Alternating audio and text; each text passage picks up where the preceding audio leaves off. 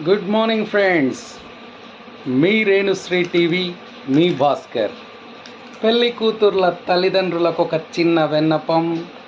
ఈరోజు పెళ్లి కొడుకులకు కోట్ల రూపాయల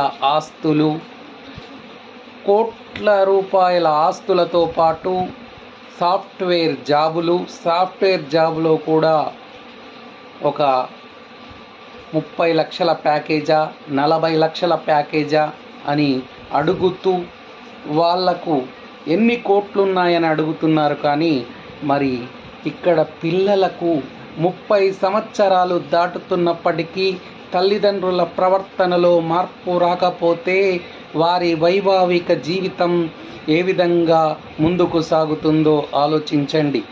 మరి కోట్ల రూపాయల కంటే గుణవంతుడు, మంచివాడు దొరికితే దాంతోపాటు ఎదుగుతాడని ఆలోచించి పెళ్ళిళ్ళు చేయండి.